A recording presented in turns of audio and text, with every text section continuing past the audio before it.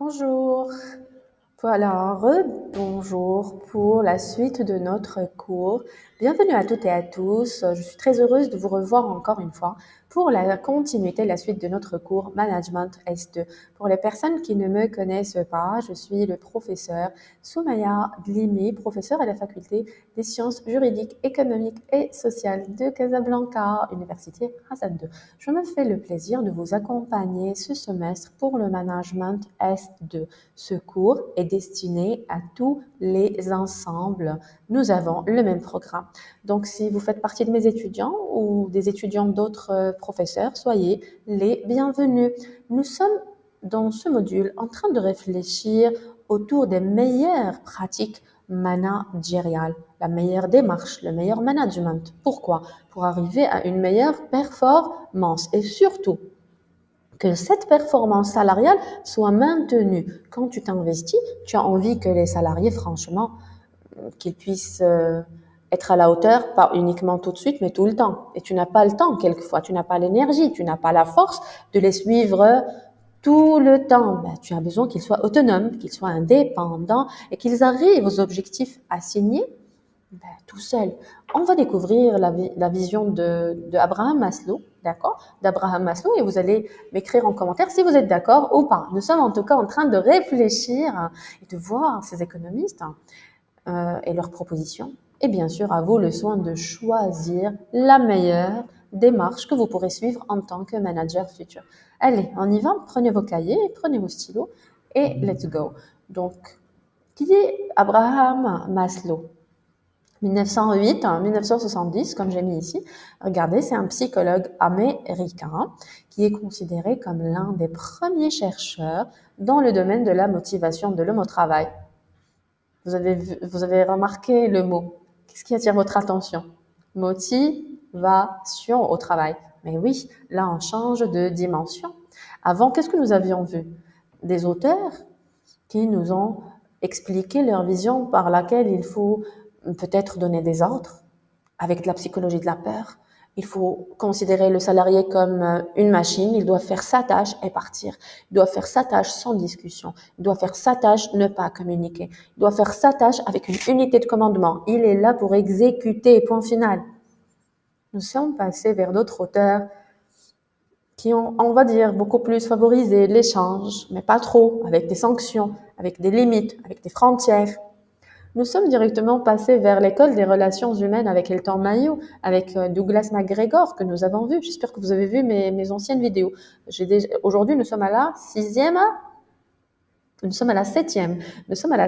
séance. Voilà. Donc, j'espère que vous avez vu les 6 vidéos du module. Et je vous laisse toujours, dans la partie commentaires, je vous laisse toujours une deuxième vidéo du cours que vous pouvez voir. Donc, vous avez 2 vidéos. Et vous avez le support de cours en PDF sur la plateforme ENT. D'accord? Alors, motivation. Est-ce que vous êtes d'accord avec Abraham Maslow? Avant même qu'on commence, on comprend déjà. Motiver l'homme au travail. Comment une personne, on pourrait la motiver? Est-ce qu'on a le temps pour motiver tout le monde? Si tu travailles dans un secteur industriel, combien tu as de staff?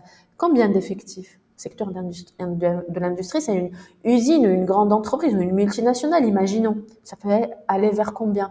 4 000, 5 000 salariés. Tu as le temps de descendre de ton bureau, puisque tu es le manager, et de faire de la motivation à chaque salarié, lui dire bonjour, ça va, vous allez bien, la famille, les enfants, ça va aujourd'hui, tu es prêt à travailler? Voilà, on va vous faire des formations, on va vous faire du suivi, est-ce que vous avez besoin de quelque chose?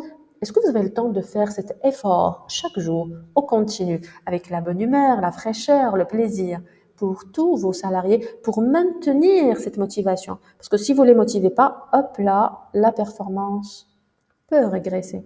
Est-ce que ça ne nécessite pas une bonne humeur chaque jour, du plaisir chaque jour, de l'effort de plus, des heures de plus en train de tourner chez tout le monde pour motiver tout le monde? Est-ce que la motivation, il s'agit d'une motivation monétaire? Il faut leur donner des primes, des augmentations de salaire, tout le temps, le 13e, 14e, 15e mois? Ou bien il s'agit juste peut-être de motivation verbale, orale, psychologique? Bravo! Vous avez fait de l'excellent travail, mais je suis vraiment fière de vous. Allez, tout le monde, s'il vous plaît, on applaudit cette personne, franchement, de l'excellent travail. Oui, c'est vrai, vous avez dit deux, trois phrases, vous avez peut-être touché une corde sensible, l'estime de soi chez la personne, donc elle se sent valorisée devant ses collègues. Donc vous allez opter pour quoi? Laissez-moi vos commentaires, dites-moi, est-ce que déjà vous êtes d'accord ou pas pour motiver le salarié? Est-ce que ça marche? Est-ce que vous avez le temps? Est-ce que vous avez la patience? Et est-ce que ça marche tout le temps? Et est-ce qu'il faut opter, si vous choisissez la motivation, est-ce que vous allez opter pour une motivation monétaire, financière, c'est ce que recherche tout le monde, de l'argent, ou est-ce que vous allez peut-être choisir un autre type de motivation, une motivation beaucoup plus psychologique. Donc vous me dites votre façon de voir, votre façon de faire. Donc il classe les besoins de l'humain en 5 types de besoins. Nous allons essayer de les découvrir. Les premiers besoins sont les besoins physiologiques. Il est conscient que chaque personne a besoin de se nourrir. Donc, on doit lui donner peut-être la possibilité déjà de manger avant de lui demander d'être performant, de se vêtir, de se loger. C'est le minimum pour chaque personne pour que cette personne soit satisfaite déjà et satisfaire ses besoins physiologiques. Parce qu'un salarié non satisfait, qui ne satisfait pas ses propres besoins, il ne peut pas satisfaire les besoins de l'entreprise. Il va pas bien. Il n'a pas où se loger. Il n'arrive pas à manger correctement, ni à se vêtir correctement. Et nous, on va lui demander dans les réunions de nous donner une progression de notre chiffre d'affaires. Ça va être une absurdité absolue. Les deuxièmes types de besoins, ce sont les besoins de sécurité. Ce sont les besoins d'emploi, d'assurance, de retraite. Troisième besoin, ce sont les besoins d'appartenance. Donc, c'est le besoin d'appartenir à une famille, à des amis. Et les besoins d'estime, avoir une promotion, respect par les autres. Vous avez remarqué qu'il y a une certaine progression. Et après, quand on réalise tout ça, tout le monde a besoin de s'accomplir, avoir des responsabilités, faire partie d'un établissement, ce sentiment d'appartenance à une structure. Donc, qu'est-ce que vous en pensez? Est-ce que c'est difficile d'arriver à satisfaire tous ces besoins-là? Est-ce que vous avez déjà les mêmes besoins?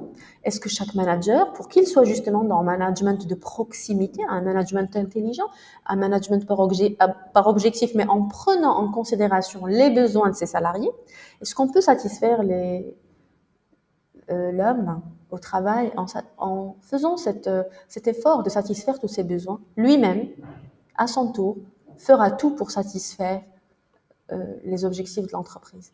Donc, si on part de la base de notre pyramide, des besoins physiologiques, de sécurité, on a besoin d'être aimé et d'aimer en retour, qu'on puisse reconnaître nos efforts et qu'on puisse se réaliser.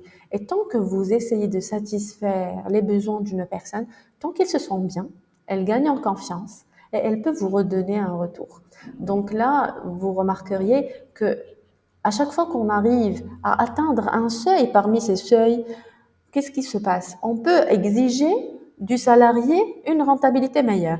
Notre salarié, il dort bien, il mange bien, et il est stable, il a où se loger, il se sent en sécurité, il a construit une famille, il a un conjoint, une conjointe ou des enfants.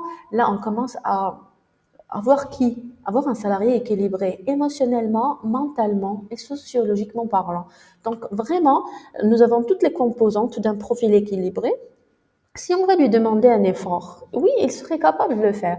Mais si vous avez un salarié qui n'a pas où se loger, qui ne mange pas bien, qui n'est pas bien vêtu, son salaire déjà, il n'arrive pas à finaliser le mois, ne le satisfait pas.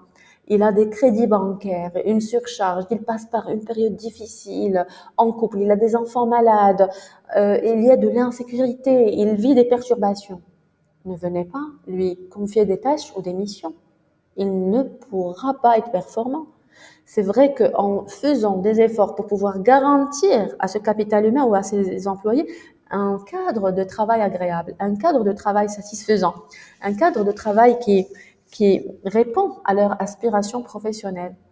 Parce que finalement, l'entreprise, c'est un lieu, oui, où on a une indépendance financière, dans lequel on se réalise, mais qui doit être en général un endroit où on développe un esprit famille. On passe 8 heures au travail par jour ou plus pour certains secteurs.